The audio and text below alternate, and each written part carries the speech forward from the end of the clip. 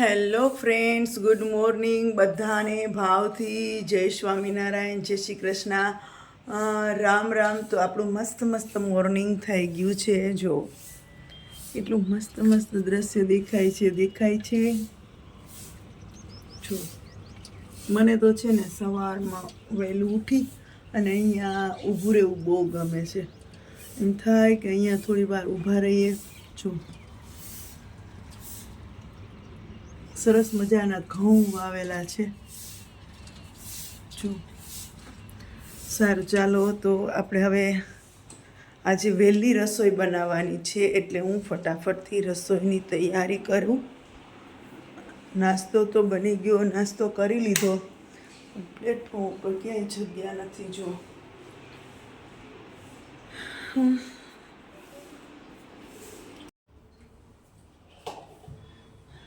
તો આજે આપણે સવારમાં બપોરની રસોઈ બનાવવાની છે, એટલે હું ફટાફટથી રસોઈ બનાવવા વર્ગી ગઈ છું. અને ઓમભાઈને રીંગણ નાખેલું શાક ના ભાવે, એટલે મારે આજે છે ને વટાણા, બટેટા અને ટમેટા એ ત્રણનું મિક્સ શાક કરવું જોશે. તો વિડીયો જોતા પહેલા ચેનલને સબસ્ક્રાઇબ કરજો, વિડીયોને લાઈક કરજો અને તમારા ગ્રુપમાં શેર કરજો. જે લોકોએ ચેનલ સબસ્ક્રાઇબ નથી કરી એ સબસ્ક્રાઇબ કરી મને સપોર્ટ કરજો. તો હું છે ને મિક્સ વેજીટેબલમાં ઘણી વખત બધું રીંગણું ને બધું નાખું, પણ જો એ નાખીશ તો ઓમ નહીં જમે. એટલે મને એમ થયું કે ચાલ આજે બટેટા વટાણાનું જ કરી નાખું શાક. અને આજે થોડુંક વહેલું શાક બનાવવાનું છે, આખી રસોઈ જ વહેલી બનાવવાની છે.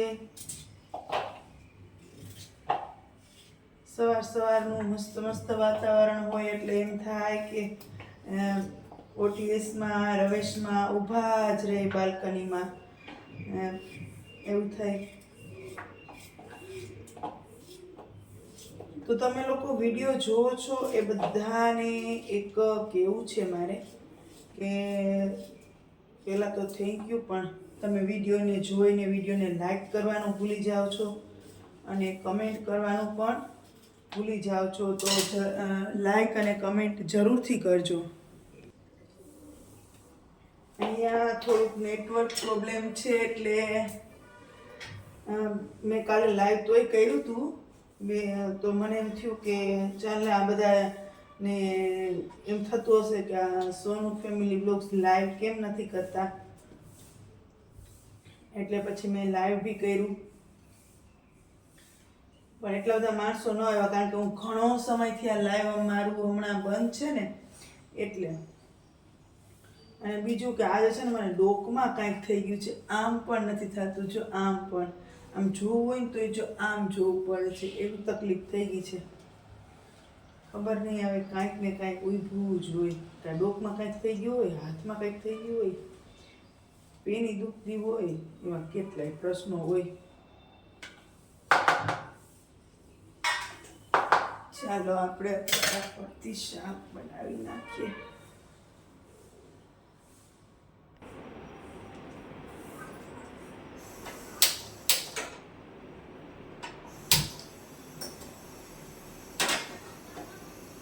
તો મારા પાડોશના કે બેસવા આવને, તો મેં કીધું કે બેસવાને હવે થોડુંક દૂર થઈ જાય ને એટલે બેસવાની હિંમત નથી થતી. એમ થાય કે પછી જઈશ અને પછીમાં કાંઈ સમય રહેતો જ નથી. ત્યાં સાંજ પડી જાય છે અને સાંજે પછી થોડીક વાર મોબાઈલમાં વિડીયો અપલોડ કરી અને પછી સૂઈ જાય. બીજું તો શું કરીએ.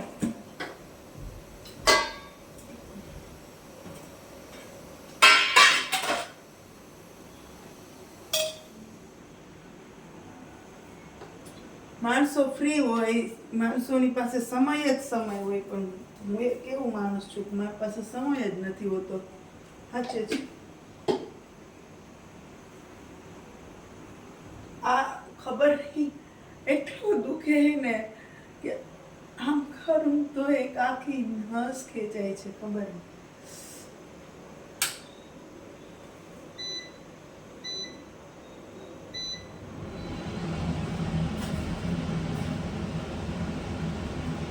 હવે તો આ સિસ્ટમ આવી ગઈ છે ચીમનીની, તો ક્યાં કાંઈ ધુવાળા વાળું કે કાંઈ જ તેલવાળું થતું જ નથી. જો એકદમ ક્લીન રહે છે. હા, થોડીક સાફ સફાઈ વધી જાય છે, પણ એ તો તમારે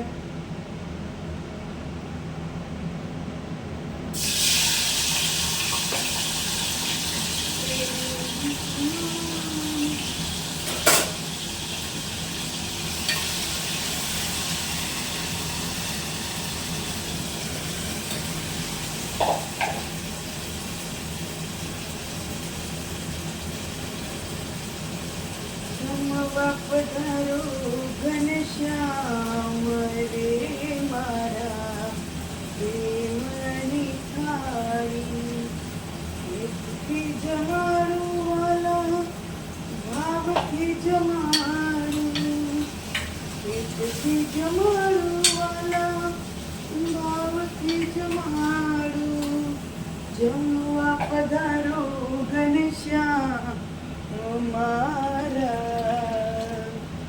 પ્રેમની થાળી, જમવા પધારો ઘનશ્યામ મારા પ્રેમની થાળી.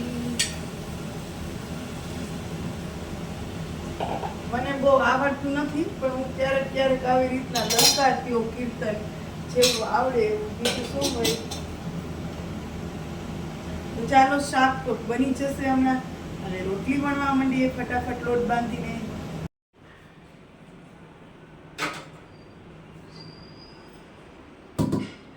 સારું, ચાલો, તો ભગવાનની કૃપાથી બધું બહુ સારું થઈ ગયું, અને વ્યવસ્થિત અહીંયા બધું ગોઠવાઈ પણ ગયું છે, અને અહીંયા સેટ પણ થઈ ગયા છે. પહેલાં એવું લાગે આપણને કે આપણને નવા ઘરે નહીં ગમે, તો પણ નવા ઘરે તો કાંઈ ફ્રી થવાના ના હોય, એટલે કંઈ ગમવાનું અણગમવાનું કાંઈ આવતું નથી, એટલે અહીં ગમે છે. અને હવા ઉજાસ સારું છે, એટલે મજા આવે છે, અને એકદમ શાંતિ છે, સાવ શાંતિ, કોઈ જાતનો ઘોંઘાટ નહીં, અવાજ નહીં, એટલે વધારે ગમે છે.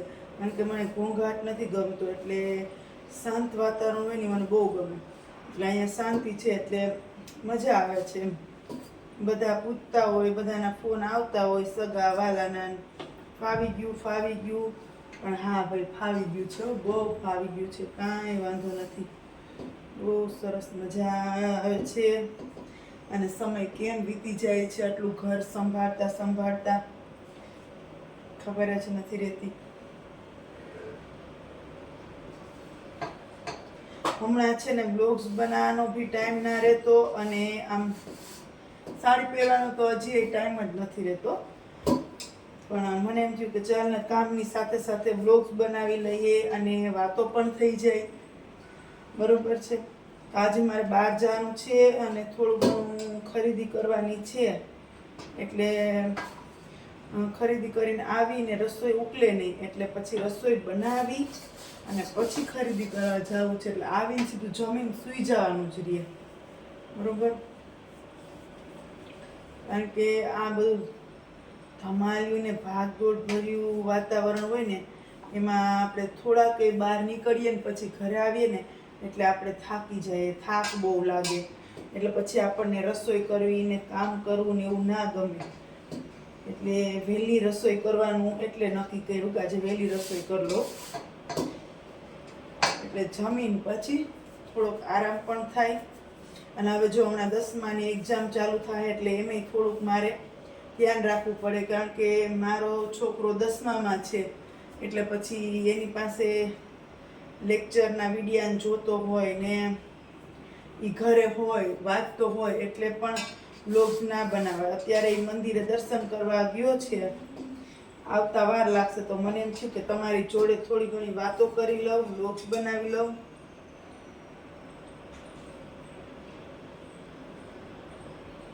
એટલે આપણે આ કન્ટિન્યુ સરસ મજાની આ યુટ્યુબ ચેનલ છે, એ આમ નામ ચાલતી રહે તમારા બધાના સપોર્ટથી.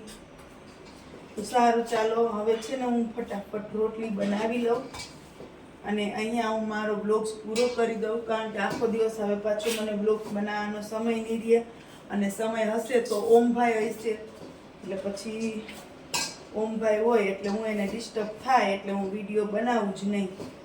એટલે બધાને ભાવથી જય સ્વામિનારાયણ, જય શ્રી કૃષ્ણ, રામ રામ. ફરી મળીએ એક નવા બ્લોગ સાથે અને કાંઈક થોડીક વાતો સાથે.